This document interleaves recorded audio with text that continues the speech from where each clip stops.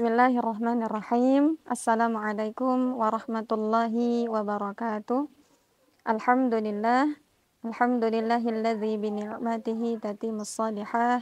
Assalatu wassalamu ala asrafil anbiya'i wal mursalin wa ala alihi wa ashabihi wa man tabi'ahum bi ihsanin ila yaumiddin.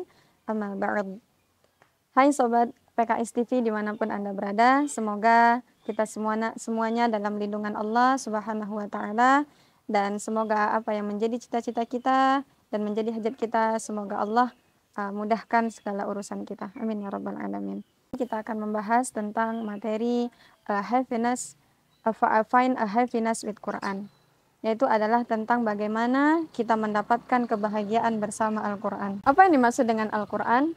Al-Quran adalah kalamullah yang Allah turunkan kepada Nabi Muhammad SAW dengan perantara malaikat Jibril, yang dimana Al-Quran itu adalah secara lafaznya merupakan mukjizat, kemudian membacanya adalah ibadah dan disampaikan kepada kita secara mutawatir dan tertulis di mushaf-mushaf dari surah Al-Fatihah sampai akhir surah An-Nas, seperti itu.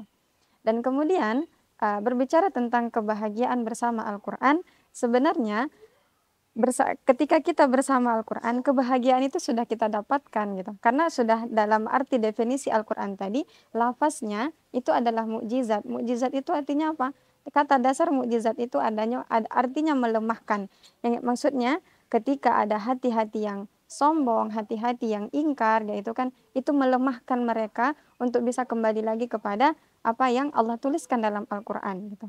Contohnya saja Abu Sufyan, Abu Lahab, yang mereka itu mengingkari yang namanya Al-Quran, tetapi mereka diam-diam pada suatu malam mendatangi rumah Rasulullah, mendengarkan bacaan Rasulullah, yaitu apa? Bacaan Al-Quran, yang dimana ada ketenangan tersendiri yang mereka dapatkan, seperti itu.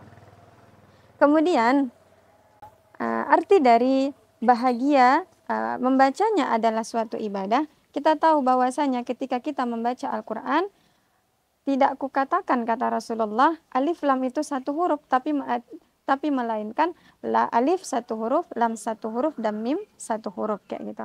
Dan dalam satu huruf itu terdapat 10 kebaikan. Tidak mungkin dong setiap kita membaca Al-Quran itu hanya saja alif lam mim shadaqallahul azim, tidak mungkin kan, seperti itu. Bahkan kita membacanya ada 1 halaman, paling tidak setengah halaman. Dan itu kalau kita hitung berapa kebaikan yang sudah Allah berikan kepada kita gitu. Dan kita tidak akan mungkin bisa menghitung begitu banyak nikmat yang telah Allah berikan gitu. Bahkan kalau seandainya kita jadikan langit ini sebagai kertasnya dan juga air laut sebagai tintanya, maka tidak akan pernah kita untuk bisa menghitung berapa dan betapa banyak nikmat yang telah Allah berikan kepada kita. Dan itu apa? Itu adalah kebahagiaan tersendiri ketika kita benar-benar membaca Al-Quran itu dengan ilmu gitu ya. Dan ini lagi, ketika kita ingin mendapatkan kebahagiaan yang hakiki bersama Al-Quran, maka kita harus mempelajari yang namanya Al-Quran itu sendiri gitu. Saya merangkum ke dalam 6 tahapan yang harus kita lakukan ataupun kewajiban kita terhadap Quran untuk bisa mendapatkan kebahagiaan yang hakiki itu. Yang pertama apa? Yang pertama adalah mengimani Al-Quran itu sendiri. Karena pada zaman Rasulullah sebelum Al-Quran diturunkan, keimanan dulu yang Rasulullah kokohkan gitu ya. Iman baru Al-Quran, seperti itu. Dan sekarang ini kita harus mengimani yang namanya Al-Quran itu sebagai pedoman hidup kita. Kemudian yang kedua adalah mempelajarinya. Mempelajarinya di sini adalah mempelajari tahsinnya, cara bacanya gitu ya. Tidak mungkin kita membaca Al-Quran itu seperti kita membaca buku biasa, tidak. Dan itu memiliki aturan dan juga tata baca dalam Al-Quran itu sendiri. Kemudian yang ketiga adalah membacanya, mentilawahinya gitu ya. Bagaimana ketika kita sudah mempelajarinya, bagaimana cara membaca Al-Quran dengan baik, makharijul hurufnya, sifatul hurufnya, mad dan juga lain-lain aturan-aturan dalam membaca Al-Quran, maka prakteknya lagi yang harus kita lakukan. Dan disinilah kebahagiaan itu akan Allah titipkan ke dalam hati kita. Bagaimana ketika kita membaca Al-Quran, ketika dalam keadaan yang sedih, dalam keadaan bahagia gitu ya. Dan akan ada rasa beda gitu ya ketika kita tidak membaca Al-Quran dalam sehari pun gitu. Kemudian yang keempat itu adalah menghafalnya. Jadi ketika sudah kita lancar dalam membacanya, maka kewajiban kita yang keempat adalah menghafalkannya seperti itu. Karena menghafalkan di sini adalah membantu kita untuk menjaga apa yang dimaksud ayat-ayat yang ada dalam Quran itu. Karena Allah pesankan dalam Quran surah Al-Hijr ayat ke-9 bahwasanya kami yang menurunkan Al-Quran dan kami juga menjaganya, kata Allah. Dan di sini kami artian di sini itu adalah ikut para penghafal Quran untuk bisa menjaga originalitas lafaz-lafaz yang ada dalam Al-Quran itu sendiri.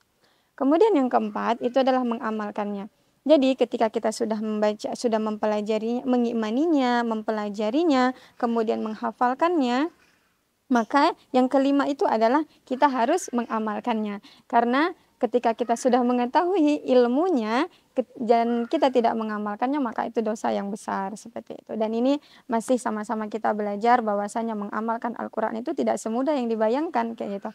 Perlu waktu, perlu masa untuk bisa kita terus mengamalkan apa yang berada atau isi dari Al-Quran itu sendiri seperti itu. Dan yang keenam itu adalah mendakwahkannya seperti itu. Dan terutama kita yang berada ataupun kita sebagai guru Quran kayak gitu ya, ketika kita sudah mengetahui ilmu-ilmunya, maka kewajiban kita yang terakhir itu adalah mengamalkannya. Rasulullah bersabda bahwasanya sampaikanlah walaupun hanya satu ayat kayak gitu. Dan ini harus kita pahami dalam artian tidak semudah kita bayangkan menyampaikan ayat-ayat Allah itu tanpa ada pemahaman yang kita dalami untuk bisa menyampaikan kepada orang lain seperti itu.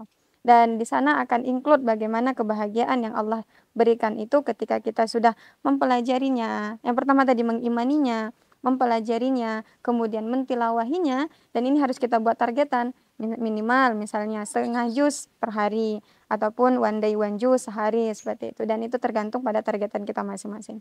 Yang keempat adalah menghafalkannya, kemudian mengamalkannya, dan yang terakhir adalah mendakwahkannya seperti itu. Dan ibaratnya kita mempelajari Al-Quran ini yang saya rasakan sendiri itu tidak ada habis-habisnya. Seperti kita menyelam dalam lautan, ketika kita sudah semakin dalam menyelaminya, maka keindahan lautan itu akan semakin terasa kayak gitu. Dan ketika kita sudah sampai ke dasar laut itu, Masya Allah, Tabarakallah, begitu indah dan kekuasaan Allah yang Allah titipkan dalam setiap ayat-ayat yang ada dalam Al-Quran itu kayak gitu. Dan untuk mencapai dasar laut itu perlu adanya waktu, perlu adanya biaya, dan ini semuanya terangkum dalam perkataan Imam Syafi'i bahwasanya dalam menuntut ilmu itu ada 6 hal gitu ya. Yang pertama itu adalah butuh masa gitu ya, butuh waktu kayak gitu. Kemudian adanya biaya, adanya guru, adanya kemauan, kecerdasan atau kepintaran, dan satu lagi itu kalau tidak salah adalah kesempatan seperti itu. Jadi memang untuk mempelajari sebuah ilmu ataupun terutama kita dalam mempelajari Al-Quran, maka tidak akan pernah habis-habisnya kita untuk bisa mempelajari Al-Quran. Namun kebahagiaan yang Allah titipkan begitu kita mencapai suatu babnya, misalnya kita belajar makhorijul huruf, ada sesuatu yang wow kita dapatkan. Besok kita akan mempelajari sifatul huruf, ada wow lagi gitu kan, ada ilmu baru yang kita dapatkan. Apalagi kita bisa mengamalkannya dan bisa untuk mendakwahkan kepada orang lain, maka pahala jariah yang Allah titipkan kepada kita maka tidak akan pernah putus-putusnya seperti itu. Jadi terus semangat bersama Qur'annya, dan ini menjadi suatu tamparan bagi saya pribadi untuk terus bersama dengan Quran, untuk bisa mengamalkannya terutama, dan juga mendakwahkannya insyaallah. Mungkin itu saja untuk semangat kita pada pagi hari ini. Semoga Allah berikan kemudahan kita dalam menuntut ilmu dan mencerna serta memahami apa-apa yang Allah titipkan kepada kita. Mungkin itu saja. Mohon maaf atas segala kesalahan dan kekurangan. Al-haqqu min rabbik fala takunanna minal mumtarin. Assalamualaikum warahmatullahi wabarakatuh.